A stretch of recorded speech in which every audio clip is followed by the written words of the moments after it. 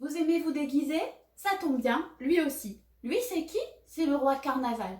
Et je vais vous raconter son histoire. Vous me suivez? Allez, c'est parti. Le roi Carnaval. Depuis le jour où il était monté sur le trône, le roi Carnaval s'ennuyait. Décider des lois, diriger les armées, trancher les conflits, tout cela ne le passionnait pas.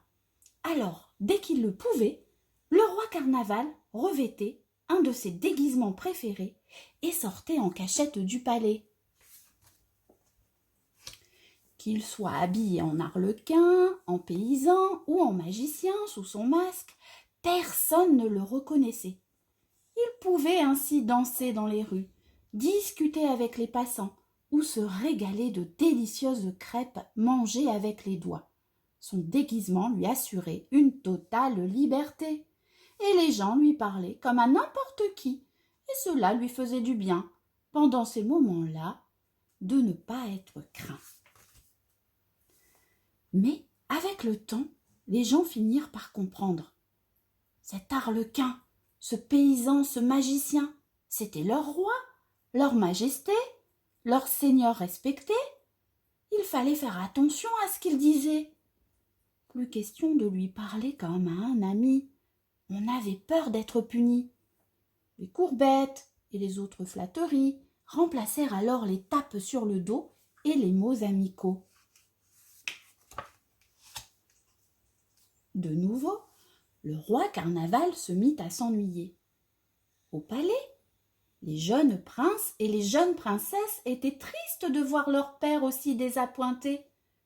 Lui qui aimait tant s'amuser, passait ses journées assis sur son trône à ruminer. Un jour, cependant, la princesse Juliette eut une idée. Et le lendemain matin, dans la chambre du roi, taratata, toin toin, drelin drelin, taratata, toin toin, drelin drelin. Que se passe-t-il? S'écria Carnaval en se levant d'un bond. Qui ose me réveiller ainsi? Taratata, toin toin, drelin drelin, taratata, toin toin, drelin drelin. Un petit ménestrel était en train de souffler dans une trompette, tout en jouant de la lyre. Qui t'a permis d'entrer ici? Interrogea le roi. Attends un peu que je t'attrape. Le ménestrel se faufila dans le couloir. Le roi à sa poursuite.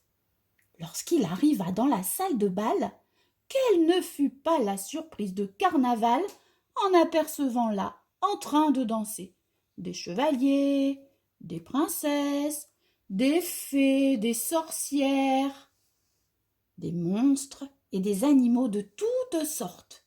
Le palais entier s'était déguisé. Le roi courut dans sa chambre et en ressortit avec son habit d'arlequin. Méconnaissable parmi la foule, il pouvait de nouveau parler avec tout le monde et rire aux éclats, sans se préoccuper de ce que les gens pouvaient penser. À la fin de cette merveilleuse journée, le roi Carnaval décida que chaque année, en février, on recommencerait.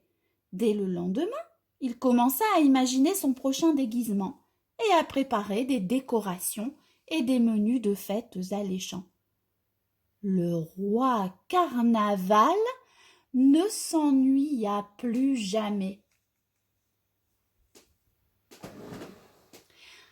Voilà, c'était la fin de l'histoire. Alors, si vous aimez vous déguiser, n'hésitez pas, profitez-en, c'est le moment. Faites comme Monsieur Brocoli, allez chercher vos chapeaux, vos déguisements et passez une bonne journée. Au revoir les bimobs, à bientôt.